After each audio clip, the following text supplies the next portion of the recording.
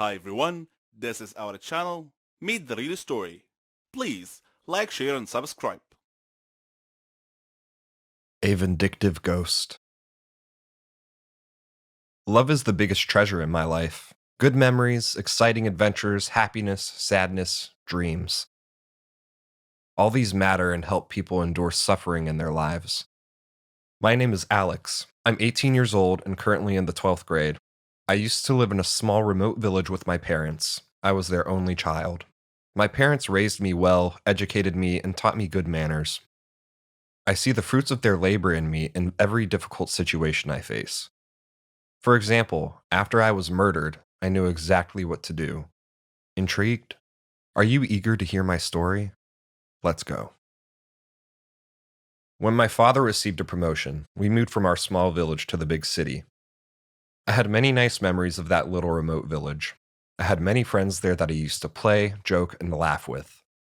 I feel like I left half of my soul in that village. My father bought us a nice home in a quiet neighborhood. I liked the place the moment we arrived. Our neighbors were nice, and they offered to help us move in. I liked them all. I felt that I would make many new friends in my new neighborhood. One day, I went to the supermarket to buy some necessities for my mum, when suddenly, I bumped into a girl named Rachel. We were coincidentally buying the same item, and there was only one left. I got to it first, but seeing that she wanted it also, like a true gentleman, I offered it to her instead. Initially, she politely declined, but then she gladly accepted my kind gesture in the end. I ended up walking her home and discovered that she was my neighbor. I fell in love with her at first sight.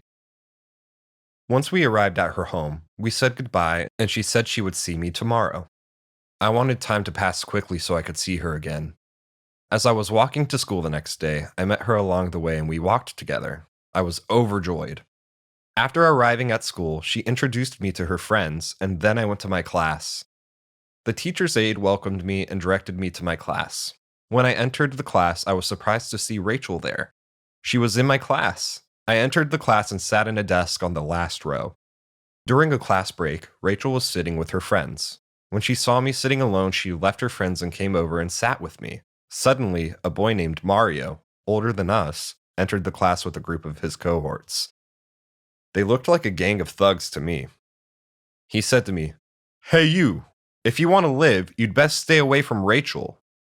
Rachel seemed afraid and was visibly shaking at this point. I told him, "If you're trying to pick a fight, creep, I'm ready." He grabbed me by my collar and threw me onto a desk, then turned around and quickly left. Rachel explained, "He wants to date me, but it'll only happen in his dreams." Rachel and I spent a lot of time together at school, but we weren't safe from Mario's bullying. One day, we decided to go to a rocky hillside to sit beside the river and watch the sunset. I got our bikes ready and off we went down the road, laughing and talking. I had decided before this trip that I would tell her about my love for her. I chose this trip to tell her because it seemed like it would be an unforgettable moment, and it really was. After we arrived, I looked into her eyes, kneeled down on my knees, and gave her a present. Then I said, "I love you, Rachel." She was surprised to say the least and put her hand over her mouth.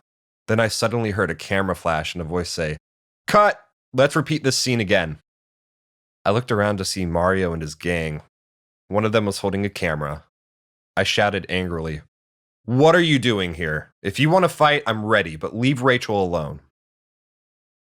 I heard Rachel laughing, and it sent a chill down my spine, for she wasn't laughing in a joyful manner, but in a mocking one. Then she began clapping her hands and said, "You are really brave, Alex, but you are also an idiot." I froze. I couldn't believe my eyes when Rachel walked over and stood beside Mario, smiling. Mario said, "If you had asked around, you would have known that Rachel and I always welcome new students this way. You're our sucker of the week." I spat out, "You're all pigs." I punched him in the face, and he counterpunched me in the stomach. He said, "Do you realize how stupid you are?" I spit in his face, and he became enraged and pulled me towards him by my collar. Rachel tried to stop him. He threw me into the river. The last thing I remember as my head went under the water was Mario's derisive, self-satisfied laughter. When I woke up, I was lying on a wooden bed with an old man sitting beside me. He told me that I had been unconscious for 4 days. I asked him where I was and how I had gotten there.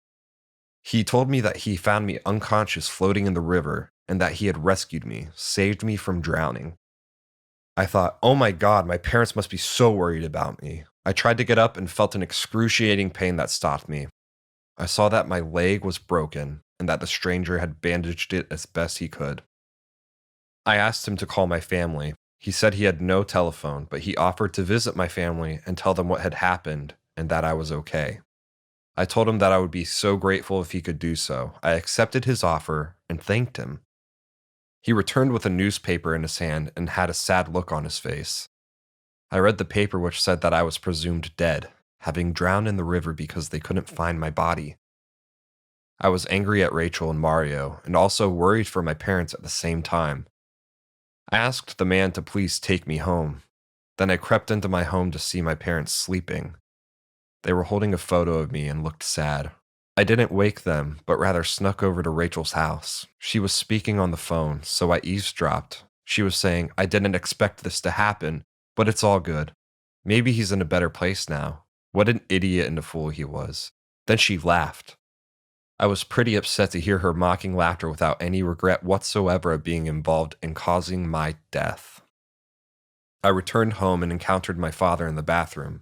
When he saw me, he was initially startled and incredulous, but then I hugged him, and he began crying tears of joy. Then Mother woke up and I hugged her too. They asked me what had happened and I told them everything, but I asked them not to reveal that I wasn't dead yet. They asked me why, and I told them I would explain later. I decided to exact some sweet revenge on my would-be murderers. That night, I tacked a letter on Rachel's front door. The next day, she found it and read it. The scribbly handwriting said simply, I'm coming for you. It was signed, Alex's Ghost. After reading it, she immediately looked around to see if anyone was nearby who might have delivered the letter, but there was no one in sight. I sent this same letter to Mario and to each of his gang members too. I sent these letters on a daily basis for several days. Then one day, I took my scheme to the next step. I sent a letter to Mario with Rachel's forged signature and a letter to Rachel with Mario's forged signature. The letters told them to meet each other at the same site where they had killed me. I was hiding in the trees when they arrived. Rachel asked Mario, why did you want to meet me here? He replied, me? You asked me to meet you here. Rachel denied that she had done any such thing. Suddenly, I walked slowly out from the trees and said, I am the vindictive spirit of Alex's soul, and I have come to take my revenge on you two murderers. Suddenly frightened, they got down on their knees and pleaded with me to forgive them, and they said, we threw you in the river, but we didn't mean to kill you. It was an accident. Then a police car siren sounded, and a police car's blue lights began flashing, and several policemen came out from hiding in the trees. Having heard Mario and Rachel's confession, the police took them into custody. As Mario and Rachel were being escorted away, I said to them, now who's stupid, idiot? I am addicted to food. I suffer a lot. I need help. I've tried to give up, but I fail every time. Hamburgers. Who can give up eating hamburgers, especially with barbecue sauce? I didn't mind this kind of addiction, but I'm getting ahead of myself. Let me begin by introducing myself. I am Patricia, 15 years old, living with my parents and my brother. I lead a quiet life. No interests, no hobbies, except for eating, that is. Food is my faithful friend. It never leaves me. It is my partner, my soulmate. But having food as your soulmate has insidious side effects. A dark side, if you will. It denies me a healthy life, robs me of the energy to play, and causes me to sleep excessively. I would much rather stay at home with a bag of potato chips than go out and exercise. My soulmate ultimately betrayed me, though, last Thanksgiving at my granny's home. She lives in a state nearby. Granny was a clever doctor and an excellent cook at that. She could conjure up something really delicious. On that day, she had prepared barbecue turkey with nuts and other secret recipe ingredients. The taste was so great, as if it had descended from heaven itself. I felt like I was fighting a food war, and I had to win at all costs. I ate and ate and ate. I don't know why, but I just couldn't control myself. I attacked that turkey like it was the last on the planet. But every culinary war with a worthy adversary, such as the barbecued turkey, has its own unique type of casualties. Suddenly, I found myself unable to breathe. I fell to my knees and passed out. The turkey had won. I woke up later in the hospital, though, still clinging to an unfinished turkey leg. The doctor told me that I was gaining way too much weight. He said that I should be put on a diet. Diet? Man, how I hated that word. It hung over my head like the sword of Damocles. It meant depriving me of my passion, my reason for living. I considered eating vegetables in small amounts to be the worst form of cruel and unusual punishment, the worst form of torture imaginable. Imagine thinking of a wonderful, greasy, cheese-laden pizza with all the toppings and then suddenly opening your eyes to find a healthy green salad bowl. But I had reached a turning point in life. One day, my brother was playing on the street, while I was sitting at home gazing longingly at a tempting piece of cheesecake, just sitting there, taunting, daring me to eat it. I struggled mightily to resist the urge, but in the end I succumbed and wolfed it down like a starving animal. Shortly afterwards, I began feeling dizzy, but I was unable to call for help this time, and then I passed out again. I was taken to the hospital. While lying in the hospital bed, half conscious, I overheard the doctor say to someone, "She needs to stop eating or it will be the death of her." I thought to myself, whoa, death? So I made up my mind right then, right there. I resolved to fight a new war, a war against my appetite. On our way back home, I told my father that I wanted to see a nutritionist. He was delighted to hear that.